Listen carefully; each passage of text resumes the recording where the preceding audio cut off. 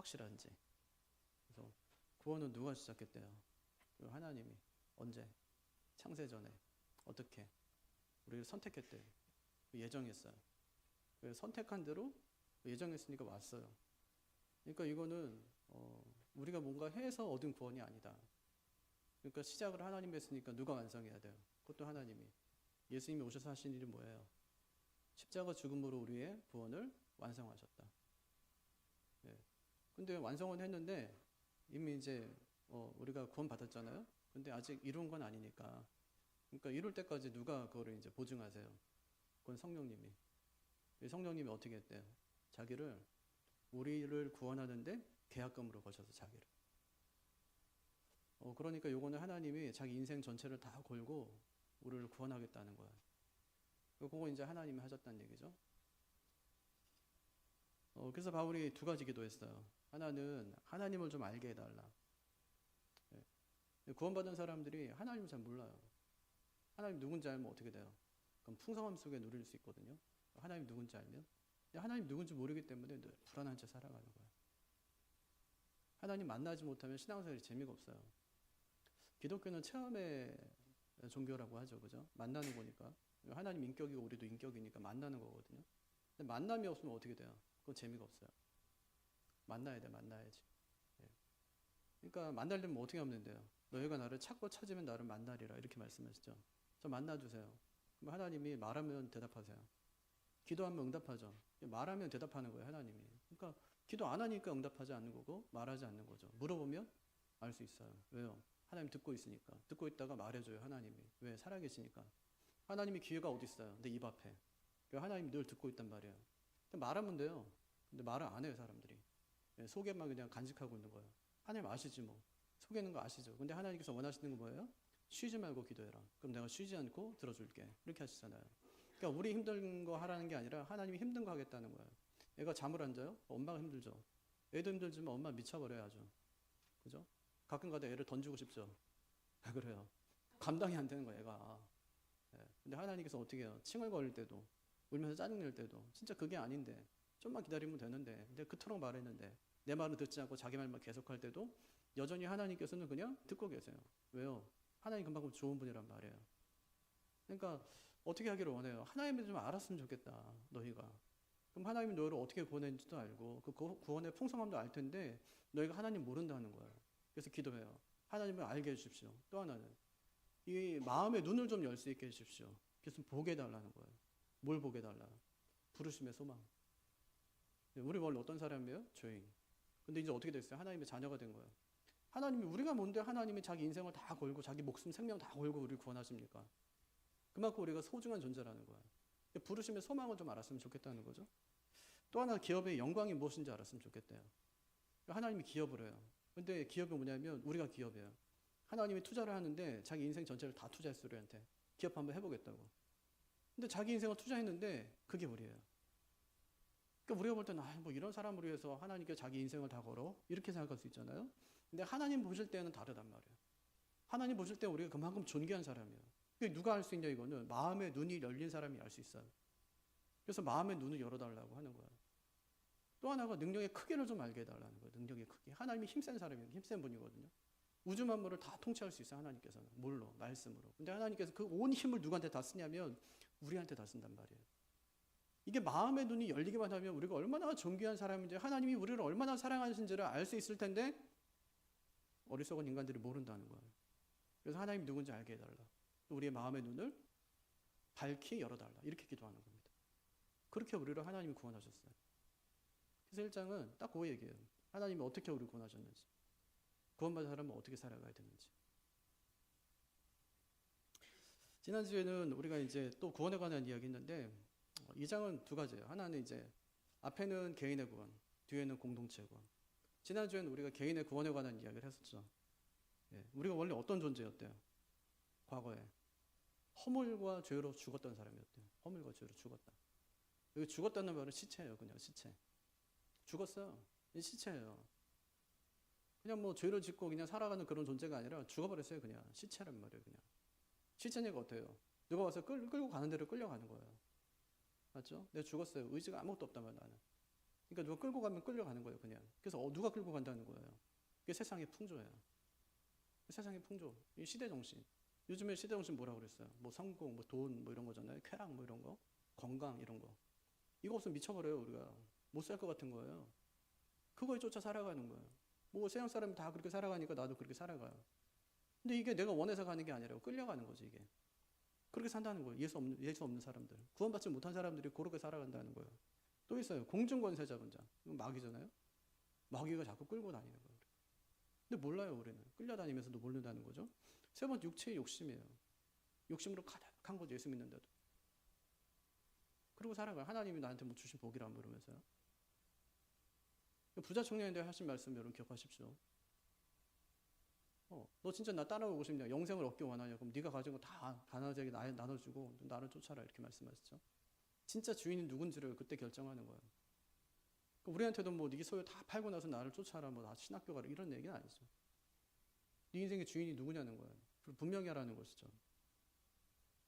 이렇게 우리가 과거에 죄와 허물로 죽었던 비참한 존재였대요. 근데 하나님이 어떻게 하셨대요?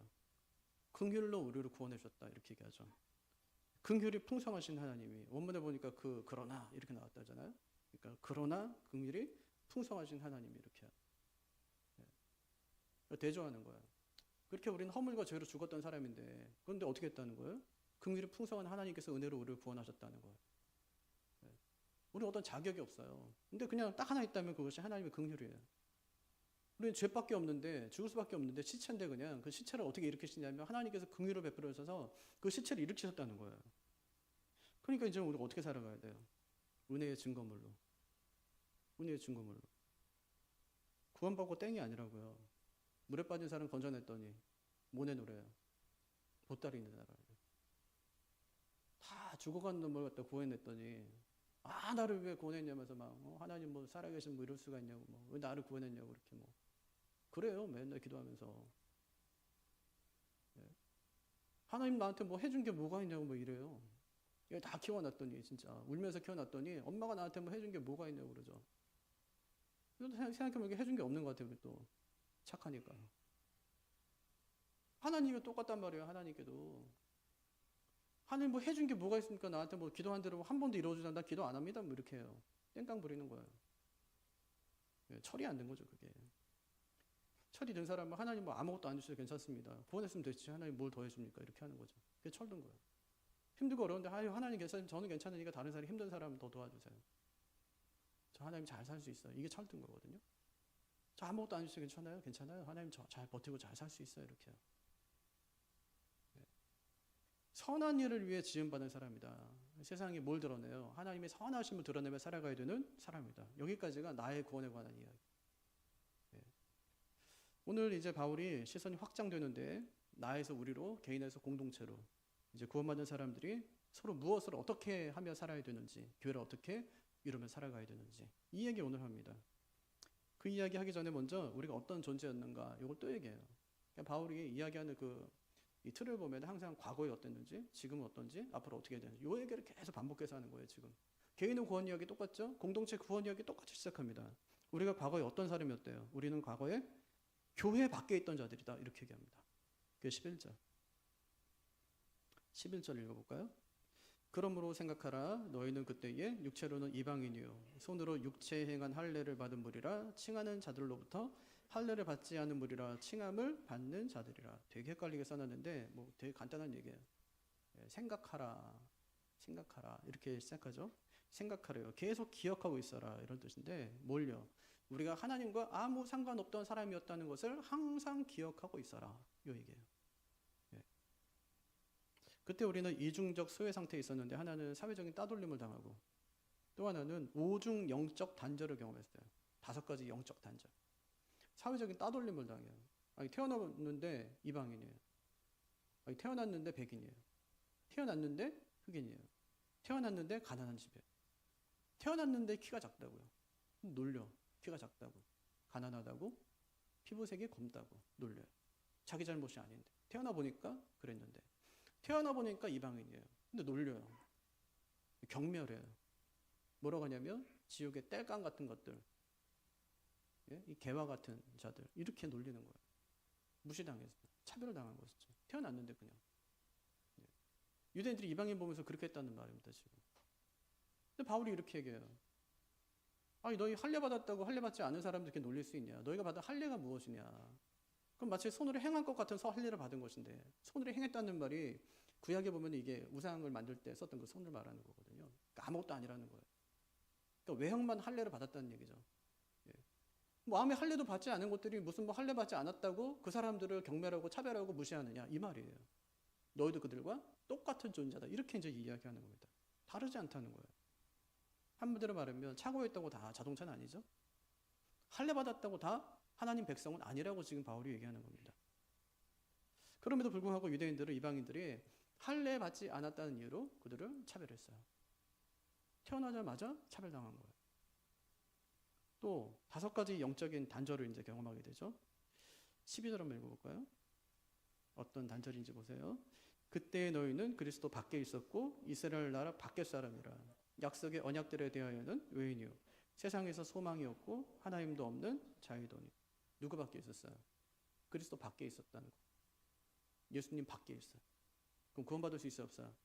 없어요. 네. 나로 말미암지 않고는 아버지께로 올 자가 없느니라. 예수님 밖에 있었어. 그러니까 구원을 못 받겠네 이 사람은. 예수님과 상관없는 사람이니까요. 그러니까 생명의 근원으로부터 단절된 상태. 또 있어요. 이스라엘 나라의 밖의 사람이었다. 신명기에서 이스라엘은 어떤 나라죠? 하나님의 백성. 신명기법에 의하면 이래요. 내가 너희의 하나님이 되고 너희는 나의 백성이 된다. 근데 이스라엘 나라의 밖의 사람이었대요. 이건 뭐예요 그러면? 하나님의 다스림 밖에 있는 거죠. 보호 밖에 있는 거니까 이거는 뭐 하나님과 단절된 상태가 되는 거죠. 또 언약들에 대하여는 외인이었다. 하나님이 성경에 보면 성경 언약에 관련 책이거든요. 그러니까 최초의 언약이 뭐예요? 아담과 하나님이 세우신 언약이죠. 행위 언약. 너 이거 먹으면 죽는다. 안 먹으면 계속 사는 거야. 이 언약이죠. 그 언약이 계속 되는 거예요. 뭐 노아와 맺은 언약, 뭐 아브라함과 맺은 언약, 뭐 다윗과 맺은 언약인데 언약 밖에 있었다는 거는 뭐예요? 하나님 약속 밖에 있었다는 거니까 이건 언약의 당사자도 될 수 없을 뿐 아니라 하나님의 복을 받을 수 없고 구원해 줄 수 없는 거예요. 그러니까 어때요? 네 번째, 세상에서 소망이 없어요. 왜? 하나님과 단절되어 있으니까. 우리는 죽으면 어디 갑니까? 죽어봤자? 지옥? 죽어봤자 지옥이에요? 죽어봤자 천국이잖아요. 그죠? 소망 있는 거야, 소망. 죽어봤자 천국인데 뭐. 이게 소망이 있는 거거든요. 여러분 진짜 나중에 천국이 있을까 없을까요? 저는 아무리 생각해봐도 신앙 다 떠나서 그냥 아무리 생각해봐도 내가 이렇게 걸어다니는 게 이게 우연이 아닌 것 같은 거예요. 저는. 어떻게 사람이 이렇게 우연히 사람이 만들어집니까? 저는 아무리 생각해봐도 이건 아닌 것 같아요. 그럼 누군가가 만든 건데 그럼 누가 만들었다는 얘기를 성경이 뭐 다른 책이 잘 안 하거든요. 이렇게 길게 얘기한 책은 성경밖에 없어요.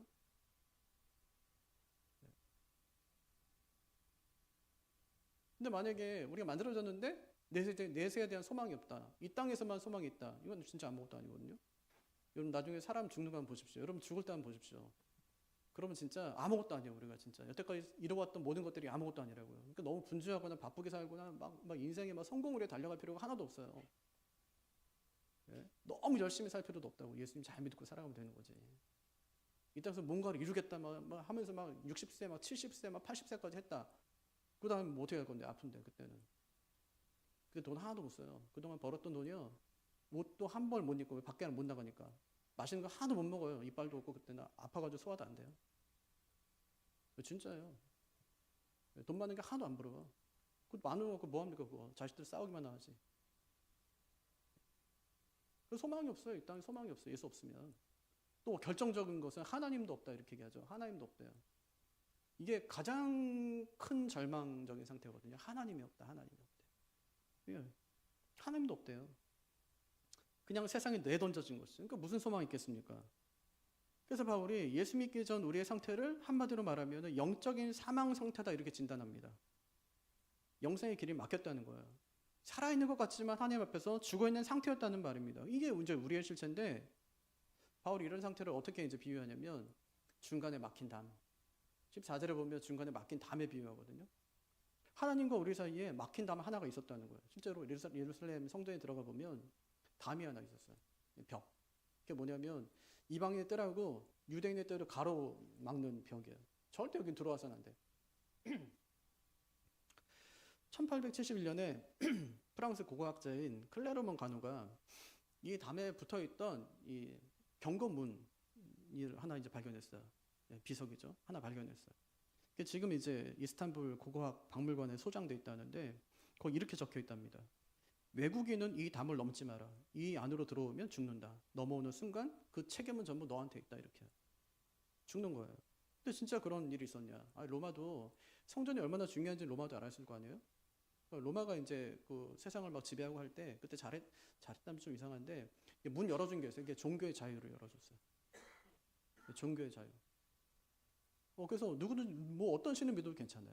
근데 이제 유대인들은 목숨 걸고 이제 로마가 정복한 그 전쟁으로 정복한 몇 나라 되지 않는 나라 중에 하나가 이제 이스라엘이잖아요. 거기는 뭐 절대 그냥 나라를 내주지 않아요. 하나님의 나라니까 이거는. 하나님 백성이니까 전쟁을 통해서 이제 뭐 해갖고 이제 AD 70년에 와가지고 막 짓밟고 막 해가지고 이제 어쩐지 그 속국을 만들었잖아요. 근데 가만히 보니까 이놈들은 거기에 목숨 거는 거예요. 그것만 좀 잘해주면은 이제 충성해. 세금만 거두면 되니까. 근데 이제 그때 이제 하나 해준 게 뭐냐면 절대 사형에 관한 거는 로마의 법 아래에서 이제 사형이 집행되는 거예요. 유대인들은 사형을 집행할 수 없어요. 그러니까 예수님을 함부로 잡아 죽이지도 못하잖아요. 안 그래도 자기들이 벌써 죽였죠. 권한이 있으면. 근데 없어. 근데 딱 하나는 열어줬어요. 요 성전에 관한 법이에요. 너희가 쳐놓은 그 담에 넘어가면 니네 마음대로 죽여도 괜찮아. 이런 법 하나 만들어준 거야. 그만큼 그 사람들이 중요하게 생각했던 것이 이 성전에서 유대인들과 이방인들을 이렇게 가르는 것이었습니다. 바울이 예루살렘에 올라가거든요. 근데 올라가기 전에 사람들이 전부 그랬어요. 올라가면 죽을 텐데요. 가지 마시죠. 전부 그랬어요. 예언하는 사람들도 막. 근데 바울이 올라갑니다. 사도행전 20장에. 21장에 정말 죽을 위기를 맞이하게 돼요. 근데 바울을 죽여야 되겠는데 바울을 죽일 방법이 없잖아요. 바울 때문에 막 진짜 많은 사람들이 막 예수를 믿게 되고 막 별일이 막 벌어지고 하니까 이게 종교 지도자들이 이놈은 가만히 두면 안 되겠는데 죽여야 되는 구실이 없으니까 어떻게 합니까? 그하고 이제 함께 왔던 사람이 있거든요. 드로비모라고. 그러니까 억울한 누명을 씌웁니다. 이놈이 에베소 사람인데 이놈이 그거 다음 같이 넘어갔다고 이렇게 누명을 씌워. 그래서 바울을 심하게 구타합니다. 그때 죽이려고. 그때 군인들이 오게 됐고 이제 이게 진정이 되고 했었는데 그럴 정도였어요. 그러니까 예배하고 싶어도 함부로 예배할 수 없는. 심지어는 대제사장조차도 1년에 한 번밖에 지성소안에 들어갈 수 없는. 누구도 하나님 만나고 싶지만 하나님을 편하게 만날 수 없는 그런 상태였단 말이에요. 우리가 그런 상태였다. 이제 그런 얘기를 하는 겁니다. 지금. 하나님 만나고 싶어도 만날 수 없는. 바울이 그랬던 너희의 과거를 기억해라 이렇게 얘기해요. 왜 기억하라고 할까요? 우리가 얼마나 하나님과 멀리 떨어져 있는 자였는지를 알아야 지금 우리가 얼마나 가까워졌는지를 알 수 있기 때문에. 그 담이 얼마나 높았는지를 알아야 그 담으로 허무신 그 예수님의 은혜가 얼마나 큰지를 알기 때문에. 이처럼 우리는 사회적인 차별을 받던 사람이었고 영적인 사망 상태에 이르렀던 사람이었다. 이렇게 얘기합니다. 구원의 담 밖에 있던 사람들이었는데 예수님께서 그 담을 허무시고 우리를 그 안으로 데려오셨다는 것을 알 수 있어요. 이것이 얼마나 큰 감사입니까? 그래서 바울이 너희가 과거에 얼마나 큰 죄인이었는가를 기억해라. 잊지 말아라. 항상 생각해라. 그렇게 얘기해요. 주님께서 그럼 우리를 어떻게 바꿔주셨습니까? 두 번째요. 한 세 사람이 되게 하셨대요. 한 세 사람. 한 세 사람. 이건 예수 믿고 새로워진 한 개인을 말하는 게 아닙니다. 이게 아주 큰 이야기예요. 더 큰 이야기. 하나님이 인류 역사 속에 완전한 새로운 인류를 만드셨다는 거예요. 이건 유대인도 아니고 이방인도 아니에요. 둘을 섞어놓은 것도 아니에요. 타협도 아니고 절충도 아니고 혼합도 아니에요. 이거는 새 창조예요. 한 세 사람. 제3의 인류입니다. 제3의 인류. 그럼 뭘까요 이게? 이게 교회예요. 교회예요. 창세기 1장에 보면 하나님이 세상을 어떻게 만들었는지를 보여줘요. 빛이 있어라 하니까 빛이 있었고 이렇게요. 이는 뭐 저녁이 되고 아침이 되니 첫째 날이었다. 이렇게 하면서 세상이 어떻게 만들어졌는지를 아주 구체적으로 알려줘요. 근데 교회는 어떻게 만드셨을까? 그거를 단계적으로 설명해 주는 것이 오늘 말씀이에요. 교회가 어떻게 창조되었는지, 어떻게 시작하셨대요. 먼저 그리스도의 피로 우리를 가깝게 하셨다. 이렇게 얘기해요. 가깝게. 13절 한번 볼까요? 같이 읽어보죠. 이제는 전에 멀리 있던 너희가 그리스도 예수 안에서 그리스도의 피로 가까워졌느니라. 하나님과 우리 사이는 원래 어땠대요? 멀리 있었대. 멀리. 멀었대요. 이 조금 먼 게 아니라 담 밖에 있었어요.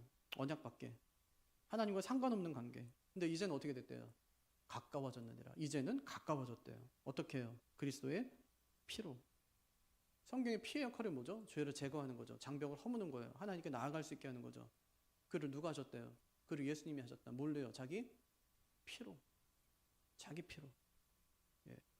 교회를 세우기 위해서 이 죄의 뿌리를 제거하신 거예요. 뭘로? 그리스도의 피로. 이게 교회의 기초예요. 교회가 뭘로 이제 세워지게 됐냐? 죄의 뿌리를 제거해야 되니까 예수님의 피로, 그것을 기초로 교회가 이제 세워지게 됐다. 그렇게 얘기하죠. 두 번째는 그리스도께서 친히 우리의 화평이 되셨다고 얘기합니다. 14절 한번 읽어볼까요? 그는 우리의 화평이신지라 둘로 하나를 만드사 원수된 것 곧 중간에 막힌 담을 자기 육체로 하시고. 중요한 표현 하나요? 화평을 주셨다가 아니에요. 화평이 되셨다예요. 그러니까 하나님, 예수님께서 우리한테 화평을 주시는데 어떻게 하냐면 마치 택배 기사처럼 화평을 주고 간 게 아니에요.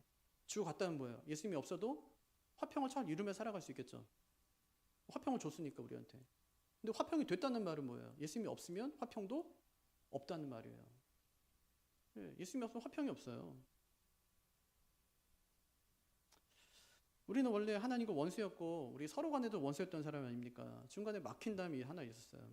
근데 화평이신 예수님이 오셔서 하신 일이 뭐냐? 자기 육체로 허물었대요. 뭘요? 중간에 막힌 담을 허물었다. 이렇게 얘기해요. 그러니까 화평이시기 때문에 할 수 있는 일이에요. 예수님이. 화평이 아닌데 어떻게 교회를 합니까?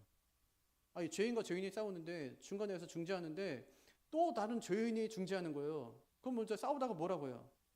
너나 잘해. 이렇게 하겠죠. 야, 너나 잘해. 끼어들지 말고.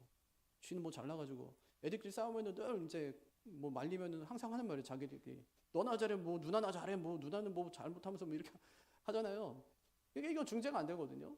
예수님이 화평이시기 때문에 중재가 되는 거예요. 화평이신 예수님께서 오셨어요. 예수님 오시자마자 화평이 딱 왔으니까 끝났냐? 아니요. 진짜 화평이 임하려면 대가가 지불돼야 돼요. 그래서 성경에 화평이라는 단어가 샬롬인데 샬롬은 값이 다 지불된 상태란 말이에요. 누구한테 돈을 빌렸어요. 갚았어. 이 상태예요. 이게 이제 화평이에요. 예수님께서 오셔서 하신 뭐냐? 죄 때문에 하나님과 담이 막혀 있는데 그 다음의 문제, 죄의 문제 해결하려면 그 뿌리를 뽑으려면 해결해야 대가를 지불해야 된다고요. 그럼 죄인은 어떻게 해야 돼요? 죽어야 돼요. 예수님 오셔서 하신 일이 뭐예요? 죽었어요. 죄인이 죄인을 위해 죽을 수가 없어요. 자기 죄 때문에 죽는 거지. 예수님은 의인이기 때문에 죄인은 대신해서 죽으실 수 있어요. 자기를 값주고 예수님이 우리를 사신 거예요. 그래서 화평이 임하게 하셨다는 말이에요. 그래서 드디어 교회가 탄생하게 되었다. 이렇게 얘기합니다. 그걸 이렇게 얘기해요. 이렇게 세 번째, 그리스도께서 한 세 사람을 창조하셨다. 이렇게요. 15절 한번 읽어볼까요? 법조문으로 된 계명의 율법을 폐하셨으니 이는 이 둘로 자기 안에서 한 세 사람을 지어 화평하게 하시고. 여기서 지었다는 말이 뭐냐면 이게 창조라는 단어예요. 창조할 때 썼던 단어가 있어요. 무에서 유를 창조한 거예요. 그러니까 교회는 단순히 이방인과 유대인이 함께 모인 곳이 아니에요. 하나님이 둘 다 끝내버리고 새로 만드신 거예요. 마치 이런 건데 불의하고 아연하고 섞으면 이제 황동이 되죠. 근데 황동 안에는 불의의 성질도 남아있고 아연의 성질도 남아있어요.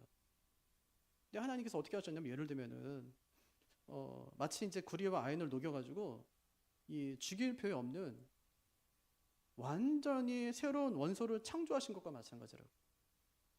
그게 한 세 사람이에요. 한 세 사람. 세상에 없던 그것을 하나님께서 새로 만드신 거예요. 그게 뭐예요? 그게 교회예요. 그게 교회라고. 예수님이 피로 값주고 사신 것이 그것이 교회라고요. 이렇게 교회가 딱 세워지고 나니까 이전에 없었던 놀라운 일이 생기는 거예요.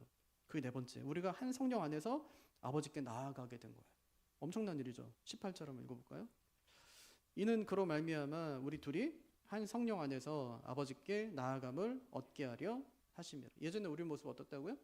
담이 있었어요. 하나님 예배하고 싶어도 예배할 수가 없어요. 왜요? 담에 걸리거든요. 하나님께 나아갈 수가 없어요. 근데 이제는 어떻게 됐다는 거예요? 이제는 담이 사라졌어요. 경고문도 철폐됐어요. 아무 때나 언제든지 직접 아버지께 나아갈 수 있게 되었단 말이에요. 어떻게 이런 일이 가능해졌대요? 그리스도로 말미암아. 그리스도로 말미암아. 예, 예수님이 길을 열어주신 거예요. 또 누구 안에서? 한 성령 안에서. 한 성령 안에서. 그전에는 우리가 하나님께 나아가려면 제사장 통해 나가야 돼요. 내가 직접 나갈 수가 없으니까. 또 짐승을 통해서 용서받아야 돼. 짐승의 피. 그러니까 완전하지가 않은 거야. 이제는 어떻게 됐어요? 성령님께서 우리를 인도해. 누구한테? 아버지께. 아버지께. 예, 그렇게 나아갈 수 있게 되었다는 거예요. 그러니까 유대인도 이방인도 이제는 동일한 그리스도를 통해 동일한 성령 안에서 동일한 한 아버지께 나아갈 수 있게 되었다. 이거 엄청난 특권이거든요. 이게 교회예요.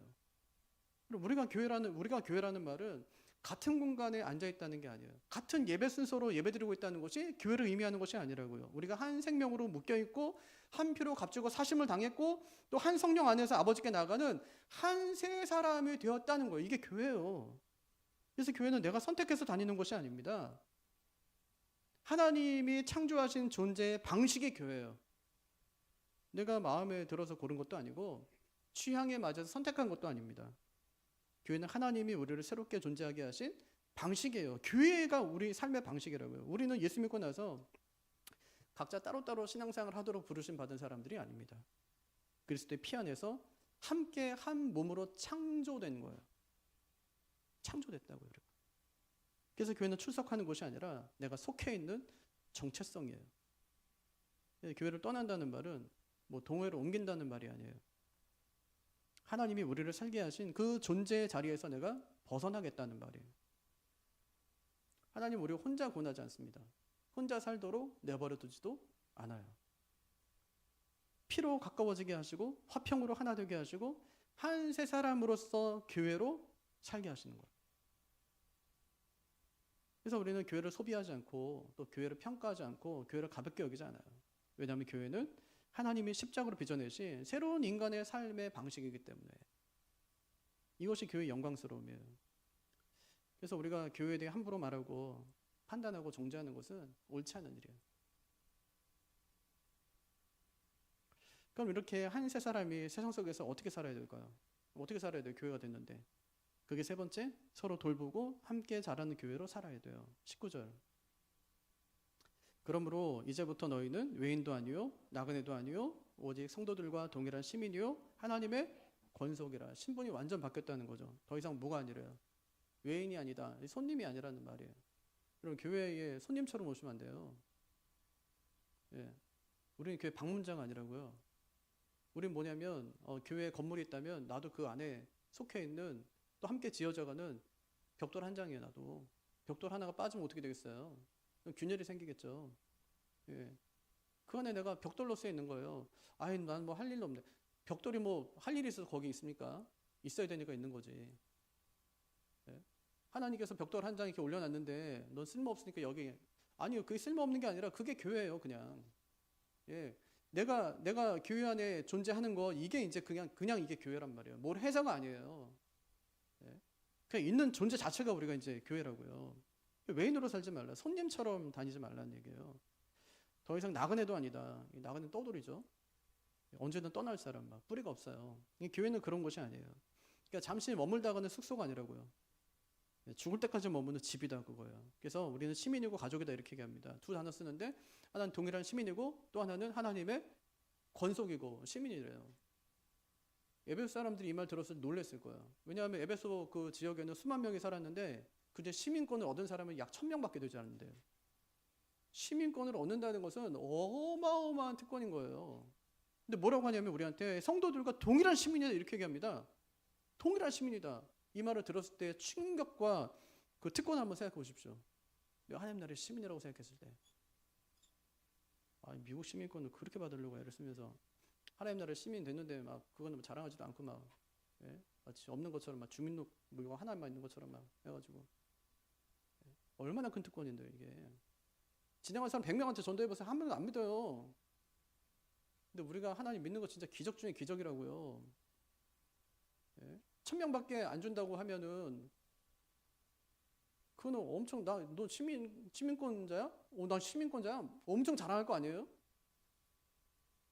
그리고 하는 얘기가 너희는 하나님의 권속이다 이렇게 얘기합니다. 가족이라는 거예요. 밥같이 먹는 사람이죠. 피를 나눈 식구입니다. 남이 아니에요. 형제 자매지. 한 아버지를 둔 가족이래요. 교회는 내가 다니는 곳이 아니에요. 내가 속한 집이지.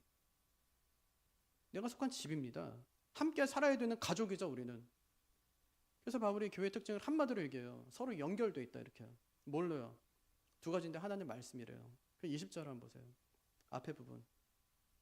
너희는 사도들과 선지자들의 터 위에 세우심을 입은 자라.